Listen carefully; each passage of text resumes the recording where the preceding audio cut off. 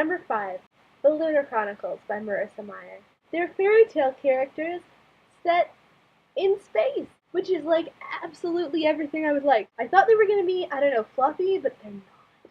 There's legit violent revolution going on. It's amazing. Basically what they're about, this girl Cinder, she's a mechanic, she catches the eye of a prince, shit just goes down. The first book is a little bit on the predictable side, but it's still very fun. And then the rest of them, it's a rollicking adventure, my friends. You will care about the characters more than you care about people in your real life. Number 4, The Color Purple by Alice Walker. This one is a classic, and for good reason. It's beautiful and touching. It takes a moment to get into, but then once you get the rhythm of the language, unputdownable. It's about a young African American woman who has been abused her whole life and is in a shitty marriage, and then she meets a girl. That completely undersells it, though. It's about gender, it's about race, it's about sexuality, it's about poverty. This is another one that I cannot overstate how good it is. Number 3, The Shades of Magic series by V.E. Schwab. Told you I've read a lot of her books this year. It's set in a world where our London exists alongside sort of separate dimensional Londons, and only a very few people can travel between them. Cal is one of those people. He is a messenger for the king in Red London, but he does some smuggling on the side between the Londons. He meets a girl in our London by the name of Lila. She's a thief. She will kick your ass and steal your heart. There are sinister forces at work that are beyond their control. It also has queer characters. They're super good. They're not really obvious until the second book, though. The writing is beautiful. The world building is beautiful. I have nothing bad to say about any of these. Number 2, The Leagues and Legends series by E.J. Lomax. This is kind of a deep cut, but it is so good. They're self-published. You can find them for free on the author's website. And they have some of the best writing that I have ever seen in my entire life. The story is about Jack, who goes to this school for heroes, in a world where heroes are an institution.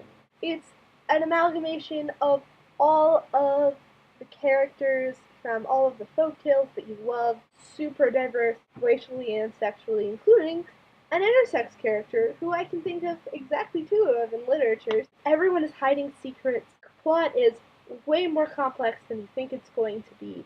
And the world is so immensely fleshed out. When background characters die, they get obituaries. Every single person, even if they're only in the story for a page, is a real person. It, physically pains me to not have this be number 1 on the list. And now some honorable mentions, because I'm an internet viewer, and also I've read a lot of books this year. So, Regression Trilogy didn't sell me on everything, but the world building is amazing, and the plot twists are phenomenal. Vicious by V.E. Schwab. This is an adult fantasy. It didn't get me as attached to its characters, but, the plot's amazing. It will make you very worried. The Unaligned Astrology. Kind of like Chaos Walking, this one had the best first book in the entire universe and then didn't live up to it. They're good, though.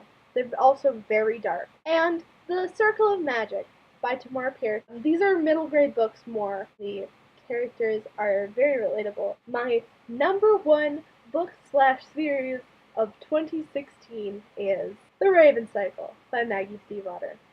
Is anyone surprised? Maggie Stiefvater has some of the best prose that I've ever read, period. The characters, I will admit, take a little bit of getting used to, but by the time you're to the end of the second book, you are more attached to them than you will ever be to anybody else. My son, Noah, I love him so much. I will protect him with my life. The premise of the book is that they're these 5 teenagers who are searching for a dead Welsh king in the hills of Virginia, which doesn't sound like much, but it's incredible. The details of the world are so good. All of the side characters are good.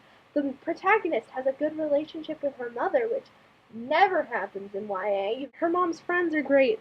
Her friends are great. Everybody feels so real, which is really one of the things that gets me. The plot will keep you guessing the entire time. This is one of these ones I will press it into the hands of everyone I know. So that's my list, Abe.